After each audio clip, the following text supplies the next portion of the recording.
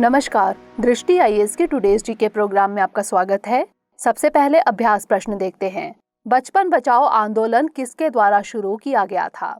अरुणा रॉय, कैलाश सत्यार्थी, अरुंधति रॉय या फिर लक्ष्मी अग्रवाल? इसका सही जवाब है ऑप्शन बी, कैलाश सत्यार्थी।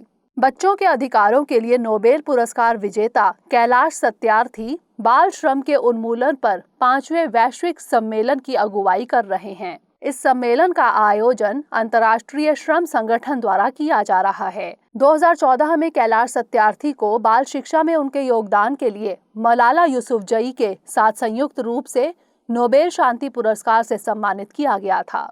बचपन बचाओ आंदोलन बच्चों के अधिकारों के लिए भारत का सबसे बड़ा आंदोलन है। इसकी शुरुआत 1980 में कैलाश सत्यार्थी ने की थी, इसलिए विकल्प भी सही है। तो इस तरह इस प्रश्न का सही जवाब है ऑप्शन बी, कैलाश सत्यार्थी। आज के सेशन का पहला प्रश्न है, भारत में निम्नलिखित में से किस धार्मिक समुदाय को अल्पसंख्यक के रूप में परिभाषित किया गया है? 1 मुसलमान, 2 ईसाई, 3 सिख, 4 जैन। दिए गए कूट का प्रयोग कर सही उत्तर चुनिए। केवल 1, 2 और 3, केवल 1 और 3, केवल 1, 2 और 4 या फिर 1, 2, 3 और 4। इसका सही जवाब है ऑप्शन डी, 1, 2, 3 और 4। हाल ही में सर्वोच्च न्यायालय में एक जनहित याचिका यानी PIL में राष्ट्रीय स्तर पर अल्पसंख्यक समुदायों को अधिसूचित करने की केंद्र की शक्ति को चुनौती दी गई। केंद्र सरकार द्वारा राष्ट्रीय अल्पसंख्यक आयोग अधिनियम 1992 की धारा 2C के तहत अधिसूचित समुदायों को अल्पसंख्यक माना जाता है। इसके तहत केंद्र सरकार ने 5 धार्मिक समुदाय मुस्लिम, ईसाई, सिख, बौद्ध और पारसी को अल्पसंख्यक समुदायों के रूप में अधिसूचित किया था। 2014 में जैनियों को भी अल्पसंख्यक समुदाय के रूप में अधिसूचित किया गया था, इसलिए विकल्प डी सही है। तो इस तरह इस प्रश्न का सही जवाब है ऑप्शन डी, 1, 2, 3 और 4। अगला प्रश्न है, उज्ज्वला योजना का नोडल मंत्रालय है उपभोक्ता मामले, खाद्य और सार्वजनिक वितरण मंत्रालय, पेट्रोलियम और प्राकृतिक गैस मंत्रालय, ग्रामीण विकास मंत्रालय या फिर महिला एवं बाल विकास मंत्रालय? इसका सही जवाब है ऑप्शन बी, पेट्रोलियम और प्राकृतिक गैस मंत्रालय। पिछले वित्तीय वर्ष में प्रधानमंत्री उज्ज्वला योजना के 90 लाख लाभार्थियों ने अपने सिलेंडरों को फिर से रिफिल नहीं किया। यह योजना मूल रूप से 1 मई 2016 को उत्तर प्रदेश के बलिया में प्रधानमंत्री द्वारा शुरू की गई थी। प्रधानमंत्री उज्ज्वला योजना के तहत अब तक 9 करोड़ से अधिक कनेक्शन जारी किए जा चुके हैं।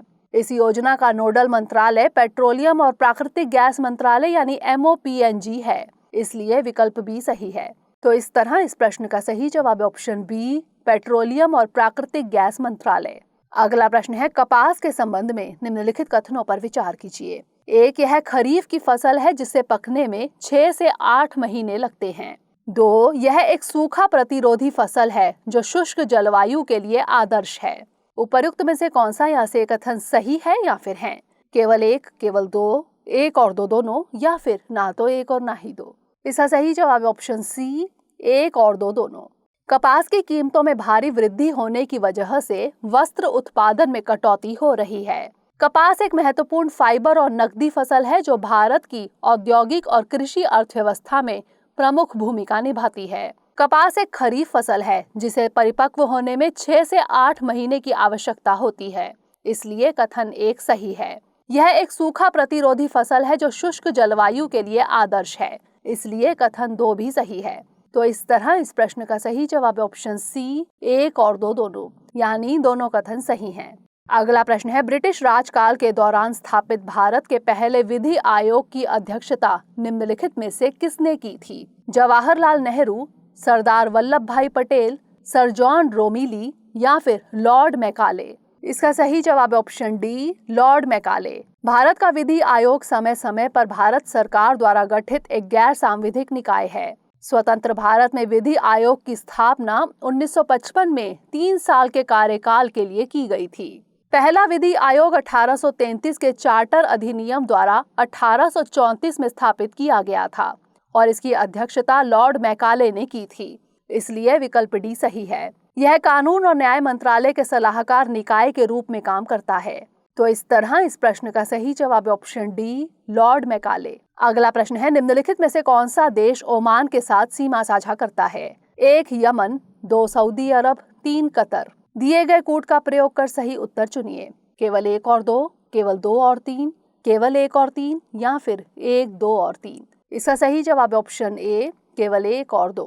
हाल ही में वाणिज्य मंत्री ने कहा कि भारत ओमान के साथ तरजीही व्यापार समझौते यानी पीटीए पर बातचीत करने पर विचार कर सकता है। ओमान फारस की खाड़ी और अरब सागर के संगम पर अरब प्रायद्वीप के दक्षिण पूर्वी तट पर बसा एक देश है। ओमान दक्षिण पश्चिम में यमन से घिरा है तथा इसके दक्षिण और पूर्व में अरब सागर, उत्तर पूर्व में ओमान की खाड़ी, उत्तर पश्चिम में संयुक्त अरब अमीरात और पश्चिम में सऊदी अरब है। इसलिए विकल्प ए सही है।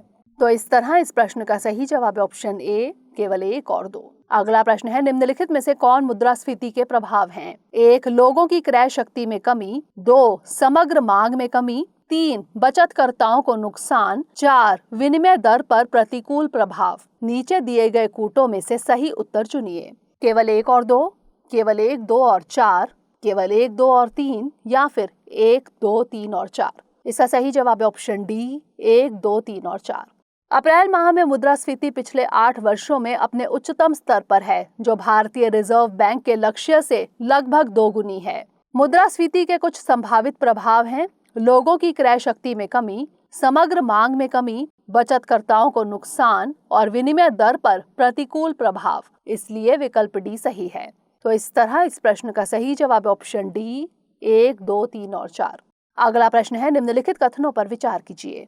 1, एनीमिया एक ऐसी स्थिति है जो रक्त में हीमोग्लोबिन के निम्न स्तर से चिन्हित होती है। 2, एनीमिया मुक्त भारत रणनीति ने 2018 से 2024 के बीच प्रति वर्ष एनीमिया में 3% की कमी का लक्ष्य रखा था। उपरोक्त में से कौन सा यहाँ से कथन सही है या फिर है? केवल 1, केवल 2, दोनों 1 और 2 या फिर ना तो 1 और ना ही 2। इसका सही जवाब ऑप्शन ए, केवल 1। राष्ट्रीय परिवार स्वास्थ्य सर्वेक्षण 5 यानी NFHS 5 के मुताबिक एनीमिया से प्रभावित लोगों की संख्या में बढ़ोतरी हुई है। एनीमिया एक ऐसी स्थिति है जो रक्त में हीमोग्लोबिन के निम्न स्तर से चिन्हित होती है। इसलिए कथन 1 सही है। यह एनीमिया मुक्त भारत की रणनीति के लिए एक झटका है। इसने वर्ष 2018 से 2022 के बीच 20 से 49 आयु वर्ग के बच्चों, किशोरों और महिलाओं में प्रतिवर्ष एनीमिया के प्रसार में 3% की कमी का लक्ष्य रखा। इसलिए कथन 2 गलत है। तो इस तरह इस प्रश्न का सही जवाब ऑप्शन ए, केवल 1। अगला प्रश्न है, मुख्य चुनाव आयुक्त का कार्यकाल है 6 वर्ष या 65 वर्ष की आयु तक, 5 वर्ष या 65 वर्ष की आयु तक, 6 वर्ष या 62 वर्ष की आयु तक या फिर 5 वर्ष या 62 वर्ष की आयु तक। इसका सही जवाब ऑप्शन ए, 6 वर्ष या 65 वर्ष की आयु तक। राजीव कुमार मुख्य चुनाव आयुक्त यानी CEC के तौर पर 15 मई को अपना कार्यभार संभालेंगे। वे CEC सुशील चंद्रा से कार्यभार संभालेंगे, जो सेवानिवृत्त होने वाले हैं। अनुच्छेद 324 के अनुसार चुनाव आयोग में CEC और अन्य चुनाव आयुक्त होते हैं। राष्ट्रपति CEC और अन्य चुनाव आयुक्त की नियुक्ति करते हैं। वे 6 वर्ष की अवधि के लिए या 65 वर्ष की आयु प्राप्त करने तक जो भी पहले हो तक पद धारण करते हैं। इसलिए विकल्प ए सही है। तो इस तरह इस प्रश्न का सही जवाब ऑप्शन ए, 6 वर्ष या 65 वर्ष की आयु तक। अगला प्रश्न है, राष्ट्रीय आपदा प्रबंधन प्राधिकरण यानी NDMA के संबंध में निम्नलिखित कथनों पर विचार कीजिए। 1, यह एक वैधानिक निकाय है। 2, इसकी अध्यक्षता भारत के प्रधानमंत्री करते हैं। उपर्युक्त में से कौन सा यहाँ से कथन सही है या फिर है? केवल 1, केवल 2, 1 और 2 दोनों या फिर ना तो 1 और ना ही 2। इसका सही जवाब है ऑप्शन सी, 1 और 2 दोनों, यानी दोनों कथन सही हैं। हाल ही में राष्ट्रीय आपदा प्रबंधन प्राधिकरण यानी NDMA ने भारत में वन अग्नि प्रबंधन पर 1 दिवसीय परामर्श कार्यशाला का आयोजन किया। 23 दिसंबर 2005 को भारत सरकार ने आपदा प्रबंधन अधिनियम बनाया। इस अधिनियम में NDMA के निर्माण की परिकल्पना की गई थी। इसलिए कथन 1 सही है। NDMA की अध्यक्षता भारत के प्रधानमंत्री करते हैं। इसलिए कथन 2 सही है। यह भारत में आपदा प्रबंधन के लिए सर्वोच्च निकाय है। तो इस तरह इस प्रश्न का सही जवाब ऑप्शन सी, 1 और 2 दोनों। अंतिम प्रश्न है, यदि राष्ट्रपति का पद मृत्यु के कारण रिक्त हो जाता है तो उपराष्ट्रपति राष्ट्रपति के रूप में तब तक कार्य करता है जब तक कि एक नया राष्ट्रपति निर्वाचित नहीं हो जाता। उपराष्ट्रपति शेष कार्यकाल के लिए राष्ट्रपति के रूप में कार्य करता है या फिर नया राष्ट्रपति चुने जाने तक मुख्य न्यायाधीश राष्ट्रपति बनता है या फिर इनमें से कोई भी नहीं? इसका सही जवाब ऑप्शन ए, उपराष्ट्रपति राष्ट्रपति के रूप में तब तक कार्य करता है जब तक कि एक नया राष्ट्रपति निर्वाचित नहीं हो जाता। भारत के राष्ट्रपति ने आज पूर्व राष्ट्रपति फखरुद्दीन अली अहमद को उनकी जयंती पर श्रद्धांजलि दी।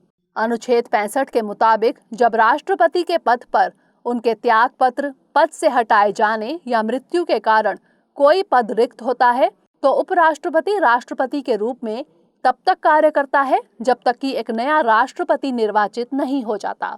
इसलिए विकल्प ए सही है। संविधान के प्रावधानों के मुताबिक ऐसी रिक्ति की तारीख से 6 महीने के भीतर चुनाव होना चाहिए। तो इस तरह इस प्रश्न का सही जवाब ऑप्शन ए, उपराष्ट्रपति राष्ट्रपति के रूप में तब तक कार्य करता है जब तक कि एक नया राष्ट्रपति निर्वाचित नहीं हो जाता। अब नोट कर लेते हैं आज का अभ्यास प्रश्न। 74वें संशोधन अधिनियम के तहत निम्नलिखित में से कौन से अनिवार्य प्रावधान नहीं हैं? 1. महिलाओं के लिए सीटों का आरक्षण। 2. पिछड़े वर्गों के लिए आरक्षण प्रदान करना। 3. करों के संबंध में वित्तीय अधिकार देना। दिए गए कोड का प्रयोग कर सही उत्तर चुनिए। केवल 1 और 2, केवल 2 और 3, केवल 1 और 3 या फिर 1, 2 और 3। इसका उत्तर हमें कमेंट सेक्शन में जरूर भेजिएगा। अगले सेशन में नए प्रश्नों के साथ मिलेंगे। तब तक के लिए पढ़ते रहिए एंड स्टे सेफ।